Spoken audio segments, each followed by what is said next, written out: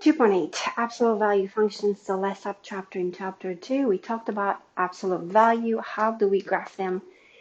And I am not going to go over the first one, the first little part, because you remember absolute value is just a v-shaped function, right? And we're going to go to the nitty-gritty hard graphs. But before we do that, let me remind you, this is the shape of any absolute value function. A, absolute value x minus h, close your absolute value, plus k. Your vertex is going to be whatever that h is the opposite of it. So this is negative h, this becomes h. Your k stays the same. If the number in front of your absolute value is positive, then your v will open up. If the number is negative, your v will open down, okay? Let's go ahead and graph one of these and see what we do. This says y equals negative absolute value of x plus 2 plus 3. If you just have a negative there, remember how I always told you put a 1. Then you'll know you have a number there. Because right now you know immediately that this graph will open down. This is a negative 1. Negative 1 is less than 0. It will open down. Let's go ahead and graph what we can graph. First things first, I'm going to go ahead and get my vertex out. My vertex is whatever that number is in there, the opposite of it, negative 2. And then whatever this is stays the same, 3. So I go negative 2, negative 3. Here's my vertex. I also want to know what is my y-intercept. I want to know what is y when x is 0. So I'm going to make my x 0. Well, absolute value of 2 is 2 times negative 1, negative 2, plus 3, 1. So my x is 0. My y-intercept is 1. Here's why that matters. Because once you get your graph and you can draw your symmetric line through it, this kind of mirrors. So I can go 2 over and mirror that dot. And at this point, I have my graph, right? So every time you can find your y-intercept, it's worth doing that. How do you do that? You make your x 0. So this becomes y equals negative 1, absolute value of 0 plus 2, plus 3. This is negative 1 times 2 plus 3. Negative 2 plus 3 gives me 1. So x is 0, y is 1. I just want you to know how I did it. And then we graphed it, and then we're good. As we move on to example 2, it's now doing the opposite. It's giving us a graph, and it's asking us to write the rule for it. First things first, we're going to get out of there our vertex. Our vertex is 0 and negative 3. Okay? So I can take that formula and replace what I know. Here's what I know. I have y equals, I don't know my a, but I do know it's x minus 0. That's my value there.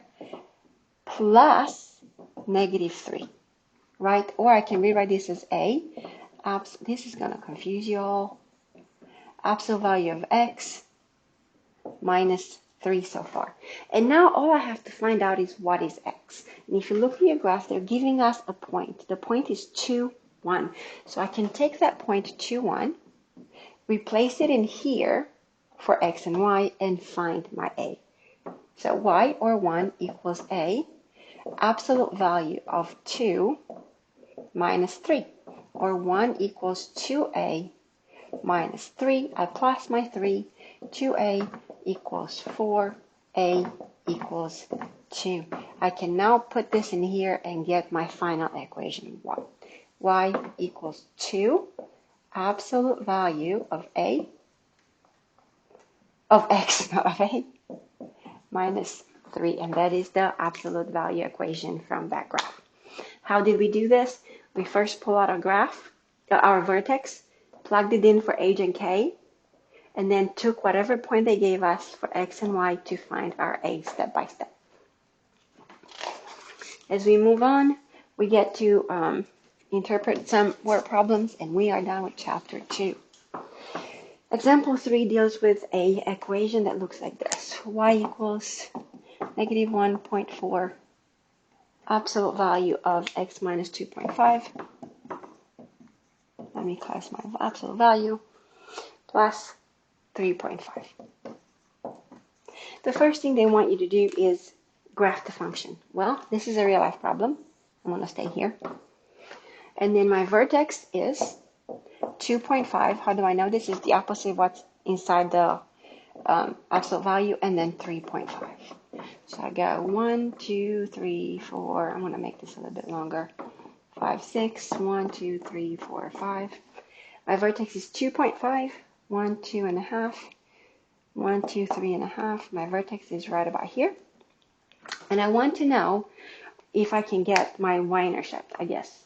That would be the way to go. Or I can just replace x with any other point and graph it like that.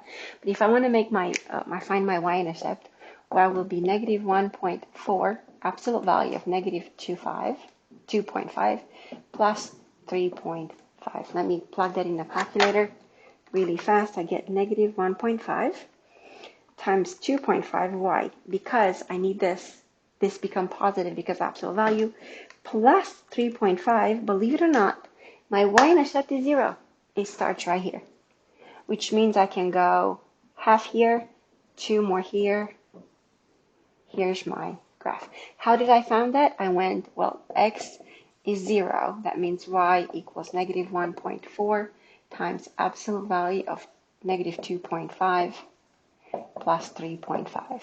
This ended up being negative 3.5 when we put in the bracket. Actually, it ended up being 0. This is negative 3.5. It ended up being 0. So when x is 0, y is 0, we graphed it. Your second one, it says interpret the domain and the range of each function.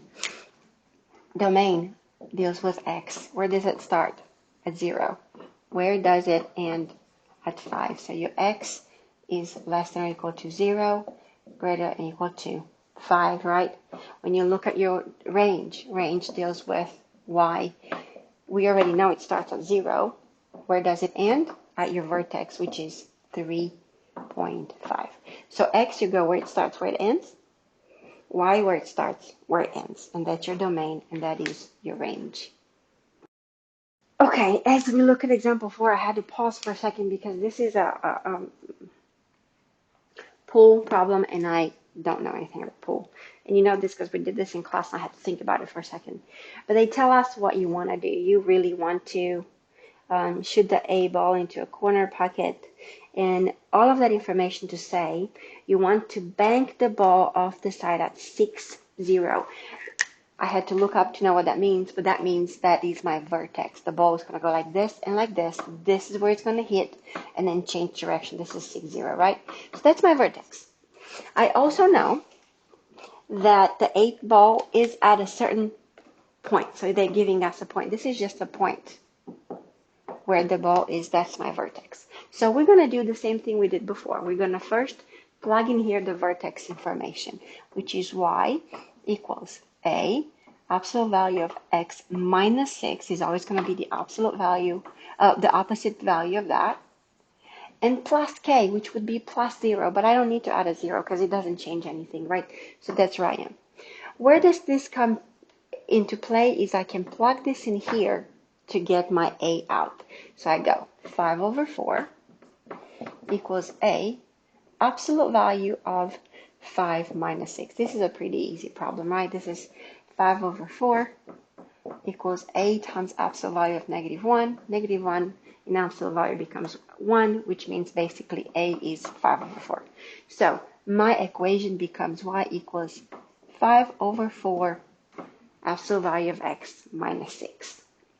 I have my equation. They want to know, will we make the shot?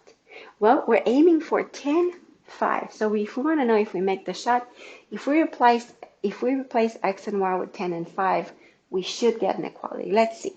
5 should equal 5/4 absolute value of x, which is 10, minus 6. 5, does it equal? We don't know. Should equal 5/4 times 10 minus 6, 4. Absolute value of 4, 4. Well, 4 goes with 4. 5 equals 5. This is correct. So yes, we will make the shot if we do it that way. How did we know this? We took the x and the y, we replaced it in our original equation, we got an equality. It worked out. This is it, guys. This is all chapter 2. Good luck with your homework and good luck with your test.